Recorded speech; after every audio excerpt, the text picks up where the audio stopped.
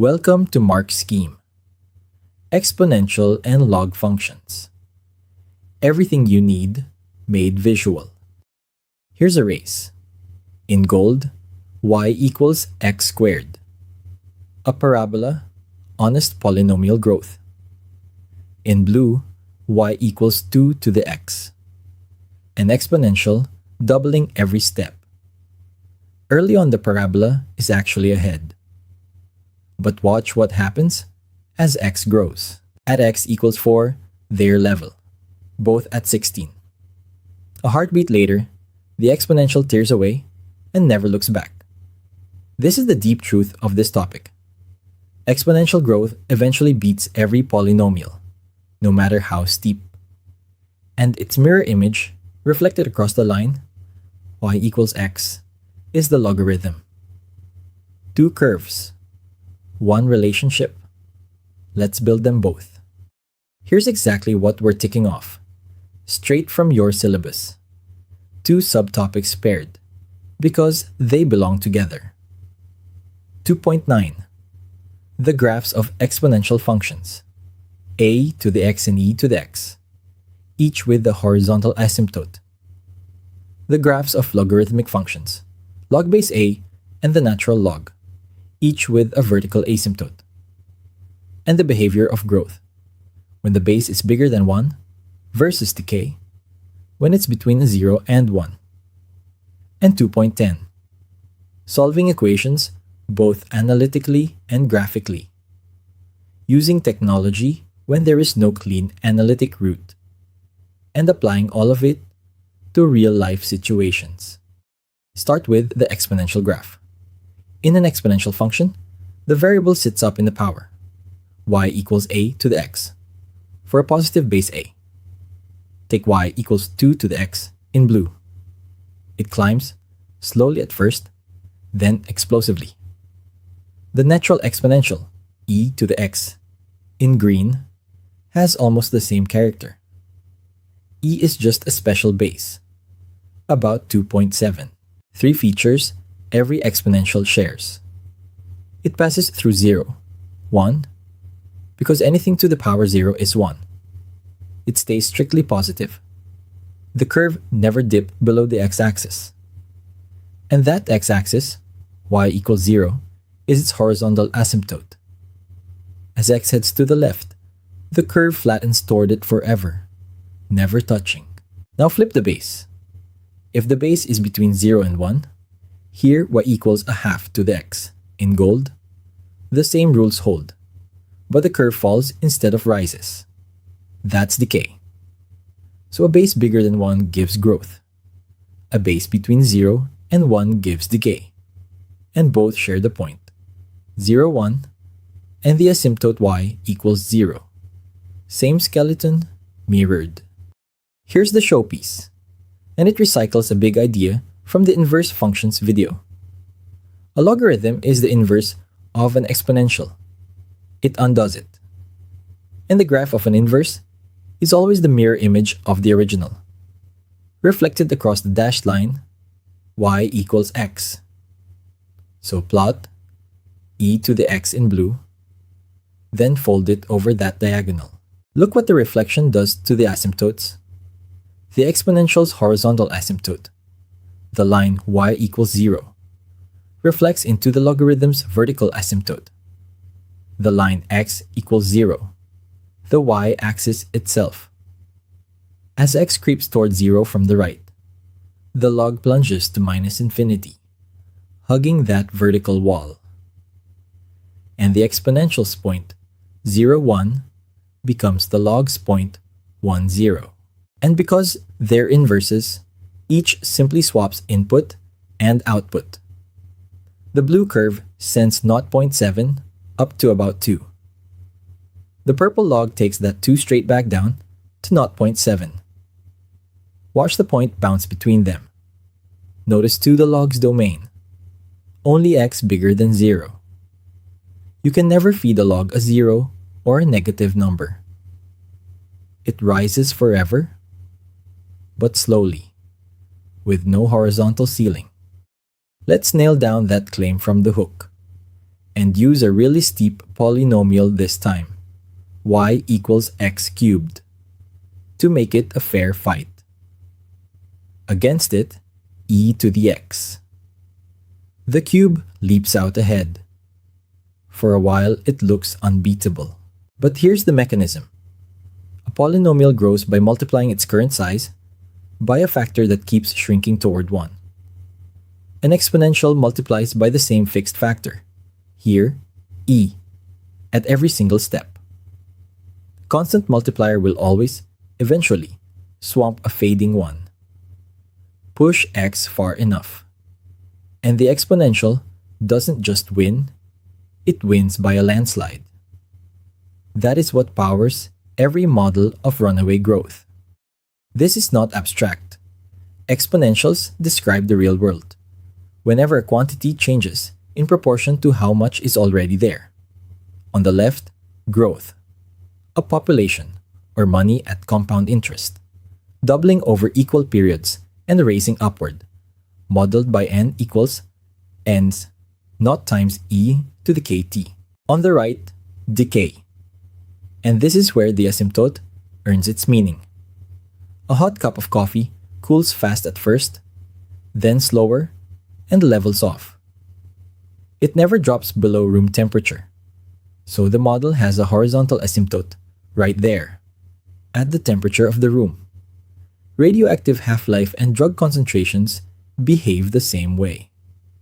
The asymptote isn't just a line on a graph. Here it's a real, physical floor.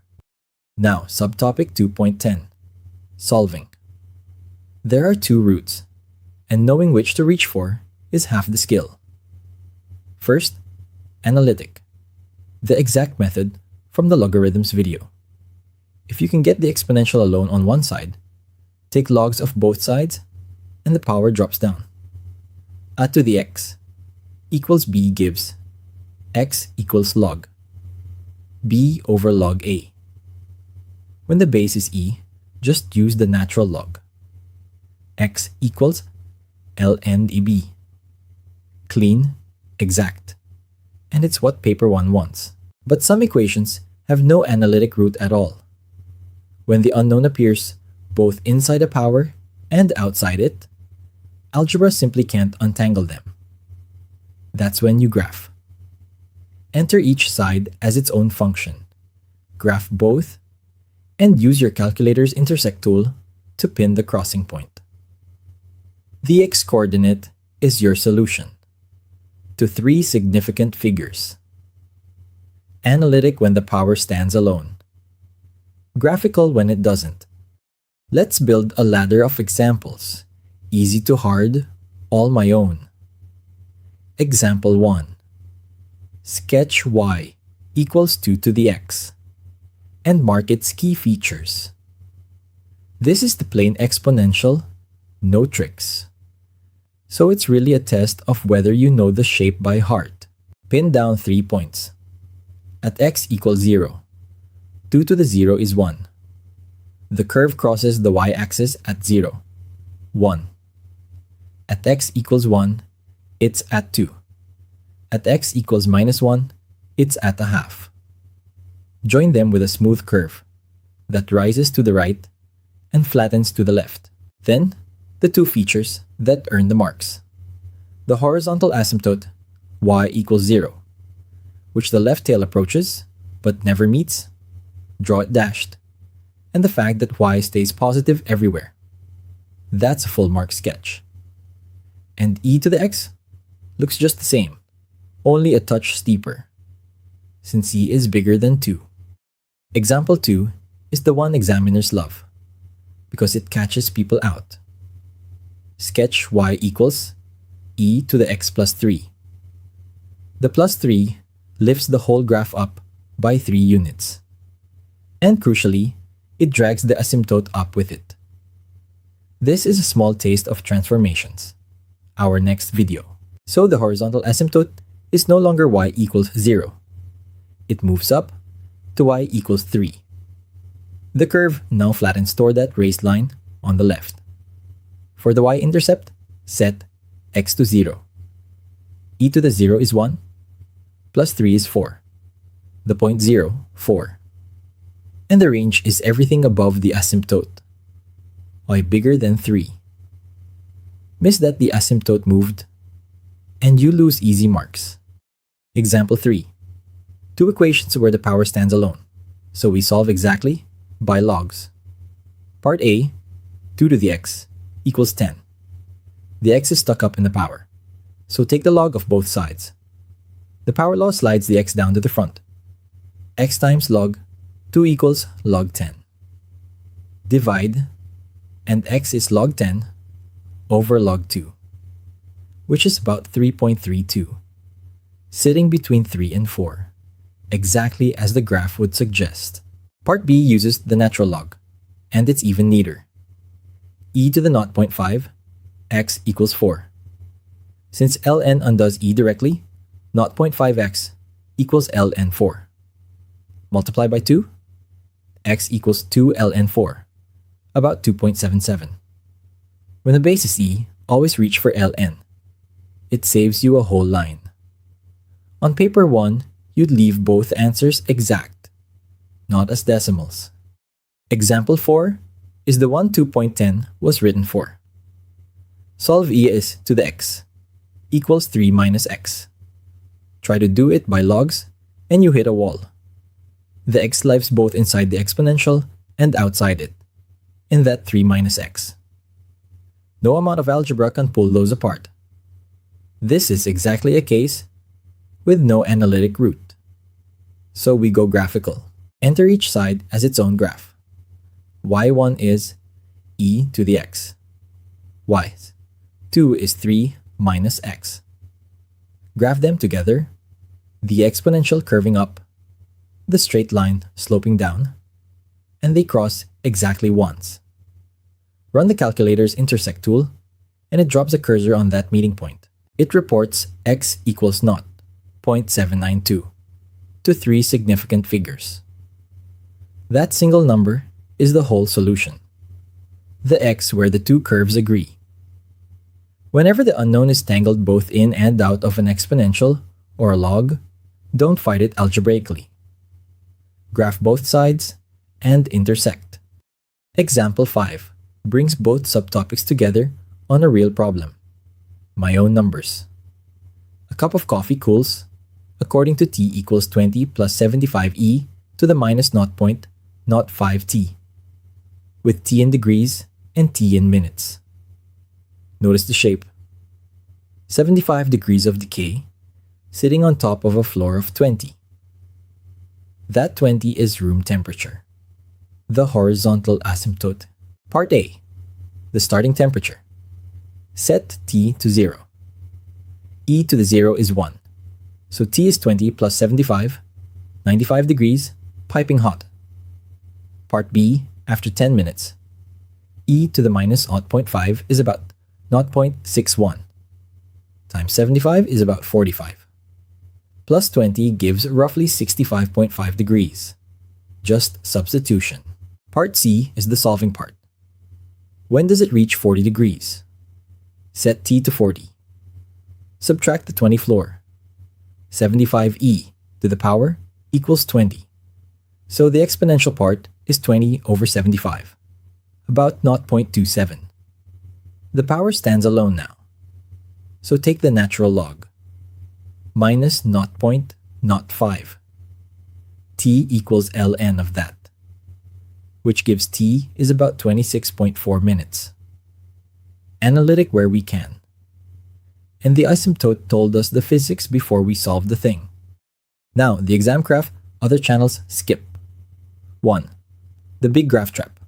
A vertical shift moves the asymptote. Y equals e to the x plus c has its horizontal asymptote at y equals c, not 0. So read that constant straight off. 2. The deciding rule for solving. If the power stands alone, take logs. If the unknown is tangled both inside and outside a power, go to the GDC and intersect. 3. When the base is e, use ln. It undoes e in a single step. For any other base, take a log of both sides and divide. 4. The accuracy rule. Paper 1 wants exact answers. ln4 or log 10 over log 2, never a rounded decimal. Paper 2 wants 3 significant figures and lets you use the calculator. And 5. In a decay model, read the asymptote as the physical floor. Room temperature, a background level. Because that's the number the examiner is really asking about. Finally, the 4 traps that quietly lose marks. 1. The classic, on y equals a to the x plus 3, leaving the asymptote at y equals 0. The plus 3 lifts it. The asymptote is y equals 3. 2. Taking a log of 0 or a negative number. It's undefined. A logarithm's domain is x strictly greater than 0. So if your working demands log of a negative, you've slipped. 3. Burning minutes trying to solve something like e to the x equals 3 minus x by logs. It has no analytic root. Recognize that fast, and switch to your calculator's intersect. And 4. Claiming an exponential decay actually hits its asymptote. It gets arbitrarily close. The coffee nears room temperature. But it never truly gets there. Dodge these 4, and exponentials and logs become reliable marks. And that is SL 2.9 and 2.10, both fully covered, the shape of every exponential and logarithm, their horizontal and vertical asymptotes, how growth outruns everything, and decay settles onto a line, and how to solve these equations 2 ways: by logs when you can, by your calculator when you can't. Next in the course, we take a single curve and bend it into infinitely many transformations of graphs. For more, that's markscheme.app. See you there.